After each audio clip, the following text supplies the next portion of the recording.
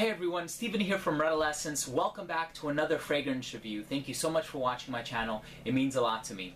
In this video, we're going to be taking a closer look at a fragrance from the company Bond No. 9, and this is a 2010 release, and the fragrance is called Montauk, also known as Andy Warhol Montauk.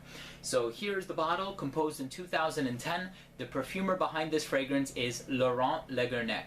Laurent Legernac is the in-house perfumer for Bond No. 9. He hasn't done all of their fragrances, but he has done most of them. He has done Queens, Central Park West, Highline, New York Fling, Astor Place, the list goes on and on.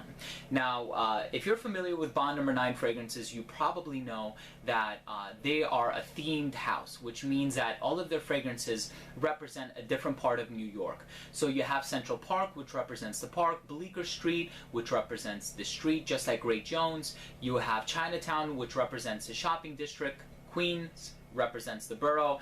This fragrance represents the easternmost part of New York. Now, this fragrance is classified as a fruity floral, and I'm going to be letting you guys know what I think about that. Next up, let's take a look at the presentation. So when we take a look at the box for Bond No. 9's Andy Warhol Montauk, you may have a different box. And the reason for that is because they had a contract with the Andy Warhol Foundation for the Visual Arts, and the contract expired. So they can no longer print the name Andy Warhol on the packaging. So now it just says Montauk. You might have a purple bottle, you might have a yellow bottle, and your bottle might not say Andy Warhol up here. That's a newer version. It's the same formulation from what I've read online. It's just a different packaging. That's the only thing that has changed. But I have the original packaging, and here it is. Name of the fragrance right here on this really nice design. Kind of looks like a spirograph. You take the plastic sleeve off, and then you have this really like rubbery feel to the box. I actually quite like it. This one just feels like cardboard. The one on the front, actually they both kind of have that rubbery feel now that I investigate it a little bit further. You open it up, has the silhouette of the bottle carved inside it. Right behind that is a postcard. If you fill it out, they will actually send you free stuff in the mail. Please make sure you take advantage of that, whether it be promotions or samples. I actually got a sample of the scent of peace for him by filling one of those out. Make sure you do that. And as far as the bottle goes, pretty cool looking bottle. Mine says Andy Warhol, yours might not. The logo down here at the bottom, the picture is slightly different, the colors are slightly different, but that's pretty much it as far as the picture goes. The distribution on this one is actually pretty good, and cap clicks into place, and that was a presentation for Andy Warhol Montauk by Bond No. 9. My good friend Sai writes, "It's fresh, woodsy vibes scream spring, but again, it smells like a $30 designer scent in a $200 bottle. Far from being my favorite Bond, Bleecker Street still rules." Braulio says it's a very nice woody fragrance. Definitely a compliment getter for me. It just shouts out a spring type of vibe. Definitely can't go wrong with this one. 8 out of 10, great projection on skin for me. Larry agrees that it's great stuff. It projects well, decent sillage. Awesome for spring and summer. Smell is great, but for $200, you could get something way better. Lavi thinks it's a sexy bottle, and Mel loves this one a great deal for super hot days. Christopher writes, "This is a spring beach in a bottle. Montauk is one of the more soft and casual releases from the Bond No. 9 house. This is an inoffensive fragrance that will get you many compliments. This is a unisex fragrance leaning a tad bit more to the masculine side because of the woods. But I think many women will still enjoy it. Stay fragrant, my friends." So before we get into the details and the specifics of what this fragrance smells like, I want to tackle the classification very quickly. So it's classified as a fruity floral. And immediately, anyone who has any experience with the House of Bond No. 9 knows that they're kind of infamous for creating fragrances that smell like other very popular fragrances in the designer industry. Some in the niche as well, but mostly in the designer industry.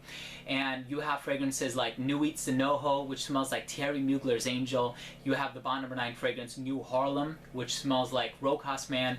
You also have Bleecker Street, which smells like a Ralph Lauren fragrance, Purple Label. You have the Scent of Peace for Him, which smells like Creed Aventus. Che smells like Green Irish Tweed. So what does this one smell like? I actually have two comparisons that I would like to make. The first fragrance that I think this one is kind of similar to is Acqua Essenziale by Salvatore Ferragamo. The second fragrance that I think this one kind of smells similar to is Bleu de Chanel by Chanel. I think that this fragrance is a very close comparison to both of these scents. And never in a million years would I classify Bleu de Chanel as a fruity floral. So I think it's more of like an aromatic aquatic. And I think that's the vibe that Montauk by Bond No. 9 kind of gives off. It definitely has this aquatic vibe in the opening, and that's why a lot of people say it smells kind of beachy. It has this soft, aquatic, marine-like, salty, spicy feel in the opening. And maybe it's because of the driftwood, maybe it's because of maybe a few spices that are thrown into the mix. But when you take a look at the note breakdown, the classification is accurate of the note breakdown, not really accurate of the way that it really smells. And I think that, you know, note breakdowns are really just a point of departure for marketing and advertisement, as well as information for sales associates. They're not really, in most cases, an accurate reflection of the notes contained within the actual fragrance. This fragrance says that it contains lily of the valley and hyacinth and oak wood and driftwood.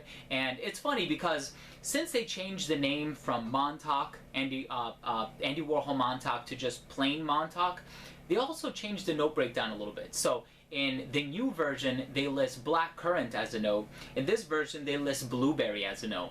Now, I don't really smell like a berry nuance from this fragrance. I don't really smell anything too fruity from it. I know it also has an amber accord in the dry down, and I do pick up on just a tad bit of sweetness as it starts to dry down. But as far as saying it contains black currant, I really don't think it does. I have smelled Enchanted Forest by the Vagabond Prince, which uses like 3 different types of black currant, and this one does not smell anything like it. Blueberry is a little bit more convincing, but even then, I'm still skeptical as to just how many fruity nuances it contains.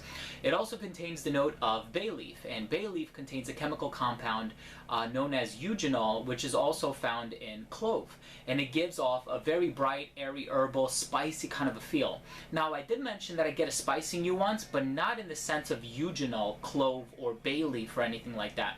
So even then, I find that to be a little bit inaccurate. As far as the hyacinth note goes, it has a floral, green, deep and dense smell, and I certainly do get a floral presence in this fragrance. However, I still find the lily of the valley to be a little bit more convincing because it kind of portrays more of like a clean, smooth, unisex white floral smell rather than something a little bit multi-dimensional. Overall, I think this is a nice floral scent. I think it has a nice woodsy base where the driftwood is a little bit more convincing because of its aquatic nuances.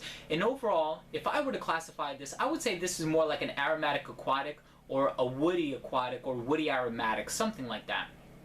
Those are really the predominant notes that I get from this fragrance on my skin. And for that reason, this fragrance does really, really well in all scenarios. As far as the compliment getter goes, this is a 10 out of 10. This is the Bond No. 9 in my collection with which I have received the most amount of compliments. As a matter of fact, this is my fiance's favorite Bond No. 9 scent to date. Every single time I wear it, she says something good about it. I always get a compliment from it. So this is a great smell, an amazing smell. My only qualm with this fragrance is that if you're going to invest $260 for a bottle of perfume, why do that when you can invest a fraction of the price and buy something that smells very similar to it? That's my only qualm with it. I think that it's a really nice fragrance. It's universally appealing. It's a compliment getter. It's a chick magnet. You're going to get a lot of positive attention when you wear it. But you can do the same exact thing with another fragrance that costs a fraction of the price. So it's a nice fragrance. I just think it's not really worth the money. So thank you for watching. Last up, we have the rating. First up, we have uniqueness and overall smell, and I'm going to give Montauk by Bond No. 9 a 7 out of 10.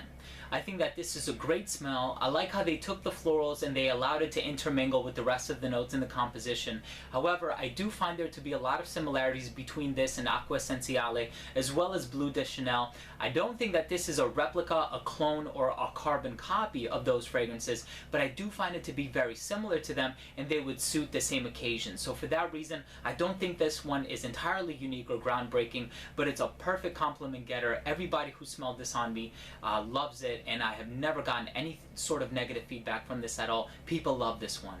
As far as longevity goes, it's a 10 out of 10. You will get 10 plus hours. It's an eau de parfum. And as far as projection goes, it does radiate beyond an arm's length for 3 to 5 hours. Great projection on this one. And because it's a universally appealing scent and it's such a compliment getter, I don't mind that the projection is so enormous. 10 out of 10.